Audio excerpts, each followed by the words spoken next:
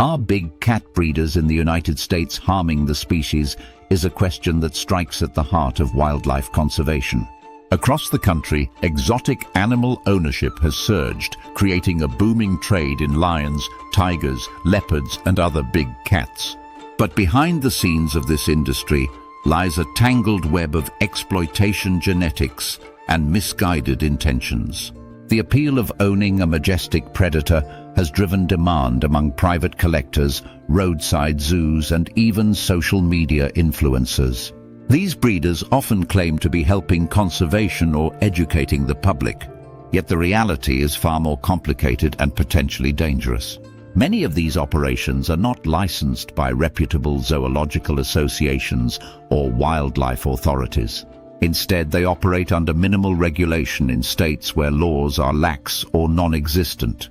In some cases, breeders cross lions and tigers to produce hybrids like ligers and tigons, which do not occur naturally in the wild. These hybrids often suffer from genetic defects, reduced lifespans, and health issues. Such breeding serves no conservation purpose and only satisfies human curiosity and entertainment. True conservation breeding programs are carefully managed by scientists with the goal of preserving species' genetic integrity. In contrast, many private breeders prioritize appearance, novelty, or profitability over animal welfare. This leads to inbreeding, poor living conditions, and a lack of proper veterinary care. Cubs are frequently taken from their mothers within days of birth to be bottle-fed and used for photo ops. This early separation can cause psychological distress and disrupt natural development. When these cubs grow too large and dangerous to handle, they often end up neglected or euthanized. Some are sold into the exotic pet trade or funneled into black markets. There is also a risk that surplus animals could be used in traditional medicine or as parts for illegal wildlife products. The USDA and other agencies attempt to monitor captive big cats, but enforcement is inconsistent and underfunded. According to the World Wildlife Fund, there may be more tigers in captivity in the US than remain in the wild worldwide. This startling fact highlights how captivity does not equate to conservation. Captive tigers born in the US are rarely suitable for reintroduction into the wild. They often lack survival skills and may carry mixed or unknown genetic lineages. Efforts to save endangered species like the Amur leopard or Sumatran tiger require global cooperation and scientific precision. Allowing random breeding by unqualified individuals undermines these efforts. Moreover, the glorification of big cats in entertainment distorts public understanding. Shows, films, and social media posts often depict these animals as tame or cuddly. This creates a false narrative that encourages more private ownership and fuels the cycle. Meanwhile, accredited zoos and conservation organizations follow strict protocols. They work with species survival plans to maintain healthy, genetically diverse populations. They also educate the public about habitat loss, poaching, and human-wildlife conflict. The role of big cats in their ecosystems is crucial as apex predators regulate prey populations and maintain balance. Disrupting their genetics or removing them from the wild has ripple effects throughout entire food webs. Some breeders argue that keeping big cats can inspire people to care about conservation. But true inspiration comes from seeing animals in naturalistic settings behaving as they would in the wild. Sanctuaries that rescue and rehabilitate big cats without breeding offer a humane alternative.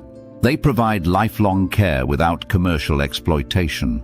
Still, the existence of thousands of privately owned big cats in the US poses public safety risks. Escapes, attacks, and accidents have occurred, leading to injuries and fatalities. First responders and local authorities often lack the training to deal with such incidents. This creates dangerous situations not just for humans, but also for the animals themselves.